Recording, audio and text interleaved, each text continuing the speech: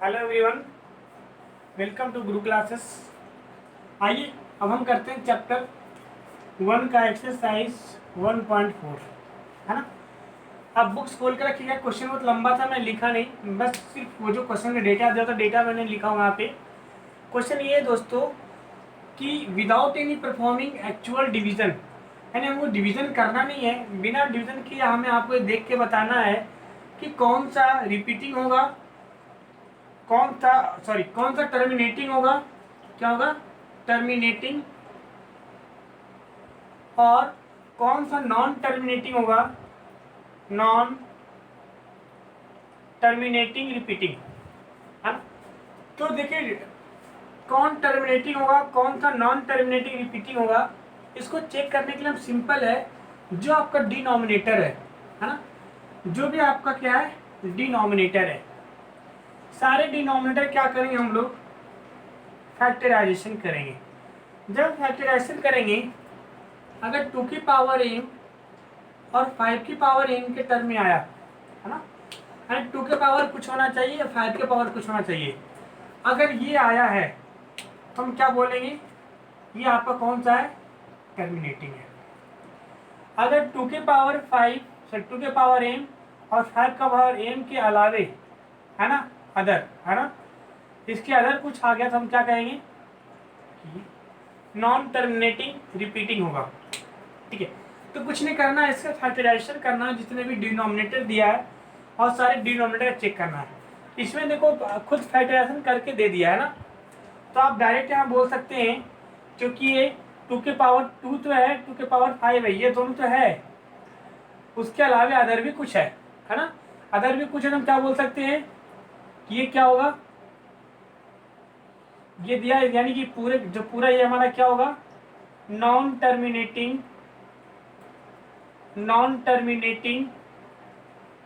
Repeating, non terminating repeating. ठीक है, similarly अब हम बारी बारी से एक से चेक करेंगे किसका क्या है। तो देखिए जो फर्स्ट हमारा है 3125, अगर 3125 का फैक्टराइजेशन करें तो क्या 5 टाइम्स लगाएंगे 6 2, है ना, 5, फिर 5 टाइम्स लगाएंगे कितना आएगा हमारा 1 2 5, फिर 5 से 25, फिर 5 से 5। अब यानी कि इसको हम ये लिख सकते हैं 13 अपॉन 1 2 3 4 5, है ना, यानी कि 2 के पावर 0 और 5 के पावर 5 लिख सकते हैं ना। 2 का कोई भी टर्म नहीं है तो हम 2 के पावर 0 लिख दिए। क्यों लिख दिए भैया, क्योंकि किसी भी नंबर के ऊपर पावर 0 करने से उसकी वैल्यू कितनी हो जाती है 1 हो जाती है ना, उसकी वैल्यू 1 हो जाती है, आपको पता होनी चाहिए। तो इसका वैल्यू वैसे भी 1 हो जाएगा, 2 की पावर 5 करने पे हमारा इतना ही आएगा, है ना। तो आप देखिए इसको मिटा रहा हूं, अब देखिए ये हमें क्या मिला, ये टर्म मिला ना 2 के पावर m और 5 के पावर n के टर्म मिला हमें। अगर सिर्फ यही दोनों है ना, तो हम क्या बोलेंगे कि कैसा है हमारा रिपीटिंग, सॉरी टर्मिनेटिंग, क्या हमारा टर्मिनेटिंग, एंड ये टर्मिनेटिंग होगा। सिमिलरली दूसरा में देखते हैं हम 8 का करते हैं फैक्टराइजेशन, तो 2 4 2 2, यानी इसको हम ऐसे लिख सकते हैं ना 17 अपॉन 2 के पावर 3 5 के पावर 0। अगर हम ये लिख सकते हैं तो हम इसको भी क्या बोलेंगे टर्मिनेटिंग, क्या बोलेंगे, ये भी हमारा टर्मिनेटिंग है। सिमिलरली इसको चेक करते हैं, ये हमारा क्या बनता है देखते हैं जरा। 455 का फैक्टराइज करिए, 5 टाइम्स लगाएंगे 9 1, फिर हम क्या करेंगे 7 से लगाएंगे 13। देखिए कैसा आ गया हमारा, ये जो हमारा आया 64 अपॉन 5 इंटू 7 इंटू 13, हाँ, इसमें क्या आ गया अदर आ गया ना, इसका मतलब ये हमारा कैसा बनेगा, नॉन टर्मिनेटिंग, मैं शॉर्ट में लिख रहा हूं, non terminating repeating, non terminating repeating. Similarly इसका देखते हैं 1600 का फैक्टराइजेशन करते हैं। 2 से करेंगे तो 800, फिर 2 से करेंगे 400, फिर 2 से करेंगे 200, फिर 2 से करेंगे 100, फिर 2 से करेंगे 50, फिर 2 से करेंगे 25, फिर 5 से करेंगे 5। ये दिख रहा है ना, विजिबल है नीचे तक, हाँ विजिबल है। अब यानी कैसा हो गया हमारा 15 अपॉन, देखिए 1 2 3 4 5 6, 2 के पावर 6 और 5 के पावर 2, ऐसा हो गया ना। अब जब हमारा ये ऐसा हो गया, ठीक है, यानी हम क्या बोल सकते हैं, इसको मिटा दे रहा हूं, आप लिख लीजिए, अगर इसको लिखना हो तो लिख लीजिएगा वीडियो बैक करके, पॉज करके, है ना। अब अगर हमारा ये 2 की पावर n और 2 की पावर 5 की पावर n के टर्म में आया, इसमें लोग क्या बोल सकते हैं हम, कहता है टर्मिनेटिंग, कैसा है टर्मिनेटिंग। सिमिलरली 3 4 3 को करते हैं, 3 टाइम लगाते हैं तो 1 नहीं, 3 टाइम नहीं लगेगा, कितना है 7 टाइम में लगेगा, क्या आएगा हमारा 49, फिर 7 टाइम लगेगा, क्या आएगा 7, यानी ये हमारा क्या हो गया 29 अपॉन 7 की पावर क्यूब। अगर हमारा 7 की पावर क्यूब है तो हमारा क्या होगा, क्योंकि ये 2 और 5 नहीं है ना, अगर सिर्फ 2 और 5 होगा तभी टर्मिनेटिंग का केस होगा, उसके अलावा जो भी होगा क्या होगा, non terminating repeating, non terminating repeating. ठीक है, इसको नोट डाउन करिए, बहुत अच्छा है, जल्दी नोट करिए इसको। देखिए नेक्स्ट क्वेश्चन, क्वेश्चन नंबर 3।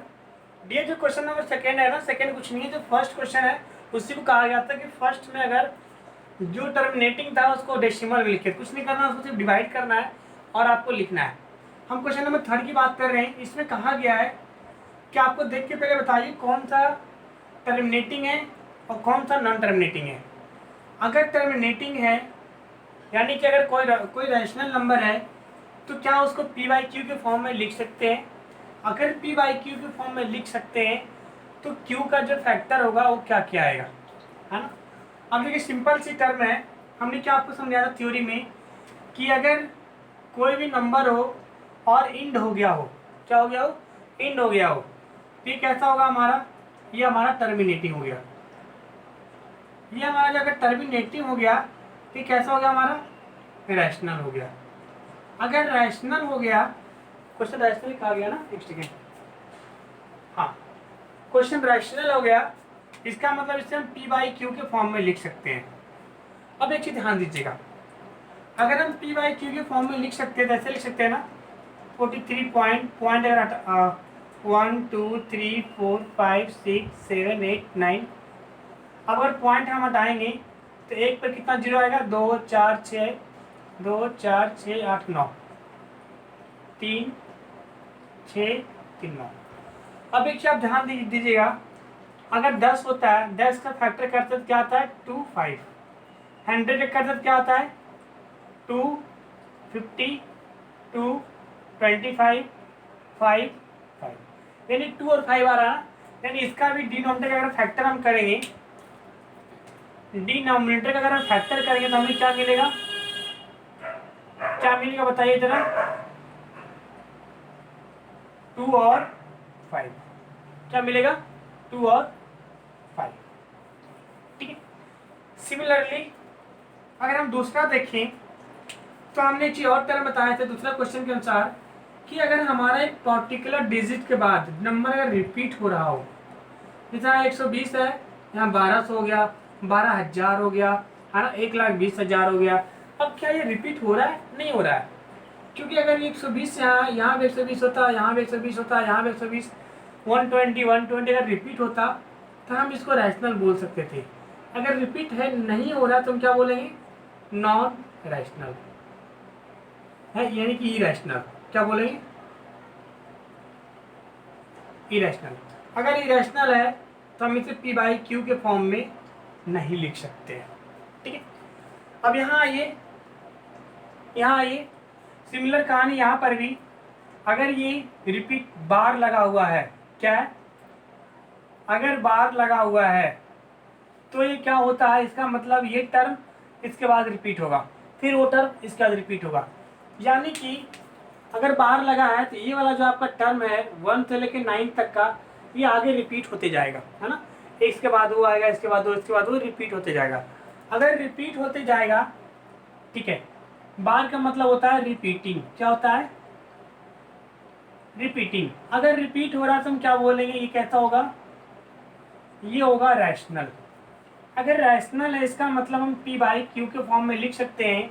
अगर पी बाई क्यू के फॉर्म में लिख सकते हैं तो जो इसका डिनोमिनेटर, इसका भी डिनोमिनेटर क्या आएगा, 0 में आएगा, क्योंकि पॉइंट लगा है। तो इसका भी क्या होगा, फैक्टर 2 और 5। क्या होगा, 2 और 5, यहाँ पे क्या होंगे आंसर। ठीक है, नोट करिए। और ये आपकी एक्सरसाइज 1.4 थी।